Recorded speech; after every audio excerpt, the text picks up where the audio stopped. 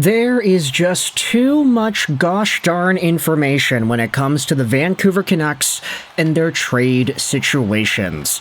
We've been making endless amounts of videos about all the guys that are available for trade and discussing all the hypothetical possibilities, likely or unlikely.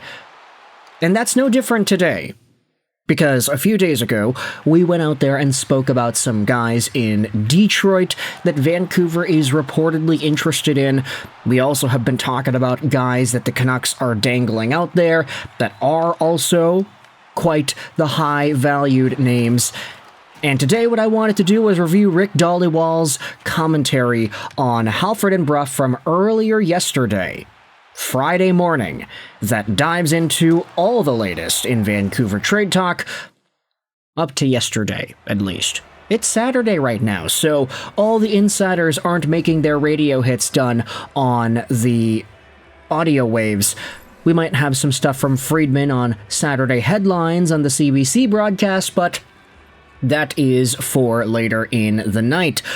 Let's go out there and read the Canucks News Summary. Big shout out over to them for always making these summaries and making it easier for us to digest this information, because they summarized Rick Dhaliwal's hit from Halford and Brough last night.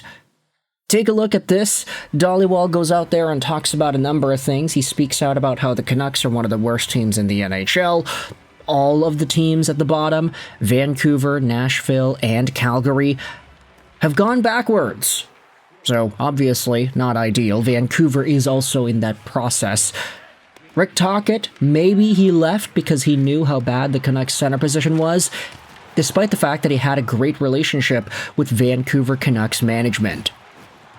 Now, let's get into the actual meat and potatoes of trade discussions with the Canucks here, starting out with Kiefer Sherwood.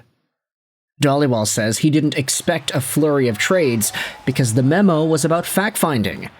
Sherwood is getting the most attention on the trade market. The Canucks would like to go and get a first-round pick back, but no team is willing to overpay because there's too much parity in the league. Vancouver won't rush into a trade. They'll take their time and get the best deal possible. It's pretty quiet, however, with nothing imminent. One of the teams in on Sherwood have told Dhaliwal that things have slowed down. Teams don't have permission to talk to his agent. Some teams want him as a rental, while others want an extension in place. So there you go, eh? Like we said, things are slowing down with Kiefer Sherwood trade talk and just Canucks trade talk as a whole. Doesn't seem like Vancouver is rushing into things, trying to get this deal done as quickly as possible. They want to see their options, they want to see what teams are willing to offer, they want to get a first-round pick back, but no team is willing to fully put that on display, at least for now. You then think about just some of the other aspects of Kiefer Sherwood and his play so far. There has been a pretty big narrative, I'd say, from guys like Elliot Friedman and whatnot, talking about how Sherwood has slowed down ever since the trade rumors about him started to get up and running. Is that a similar thing to what we had talked about in the previous video in regards to Owen Tippett? Like, hey, Kiefer Sherwood is in a spot where because he's all of a sudden dangled around in trade talks, it makes it harder for him mentally on the ice when he goes out there and he plays and when he tries to score goals. Is it that the pressure is getting to him, or did Kiefer Sherwood just get off to a ridiculously hot start at the beginning of the year and he hasn't been able to sustain that because that was unsustainable in the first place? A little bit of both, maybe? I'm not too sure.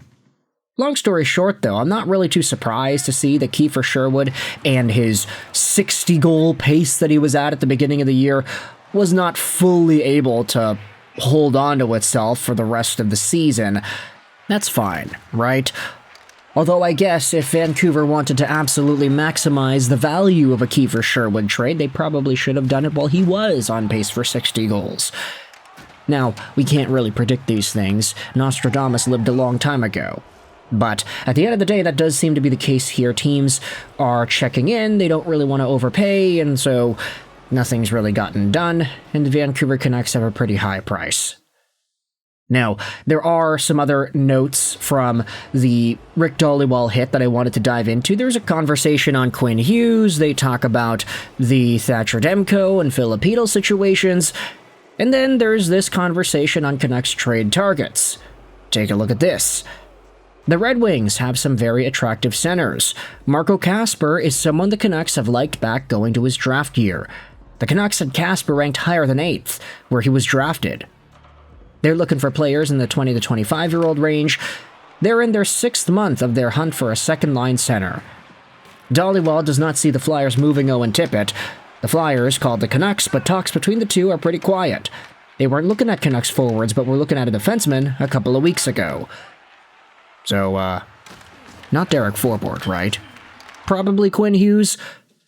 Anyways, hearing that Marco Kasper is supposedly somebody that the Vancouver Canucks have liked going all the way back to 2022 is not really surprising. I mean, Kasper plays that type of game that I think Patrick Allvin and Rutherford like to see in their younger guys. He's a dog, he can score, he can do some pretty good things. Hasn't been scoring this year, unfortunately, with the Detroit Red Wings, but he has had better days. He's only 21 years old, so he'll be better. But Kasper was seen as somewhat of a surprise pick when he was taken 8th overall by the Red Wings in that 2022 draft. There were some outlets that had him in the teens and some that had him in the 20s, so obviously seeing him go number 8 was quite the shock. But Vancouver, reportedly, they had him a lot higher than number 8, so that, of course, bodes well for them to be interested in this guy.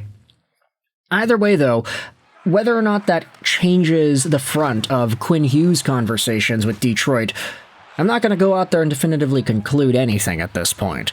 Quinn Hughes could very easily get traded to New Jersey as easily as he could get traded to Detroit. The Red Wings, I'd say, they probably just have better assets to give, and assets more in that center, young, prospect territory range that Vancouver could be looking for. I get it, Kasper's not a prospect anymore, he already had a full NHL season last year, but you get what I mean. Younger guys who can impact the team long term, whilst also having actual upside, not just taking a look at guys that are busts and that didn't do well in their own teams. Oh yeah, Lucas Reichel is going to be a pretty interesting way to bolster up the team's future. No, he wasn't. He's not good. Sprong, Bronstrom, Studnicka, Kravtsov. I mean, Vancouver just did a pretty good amount of service to these other teams taking these prospects off their hands.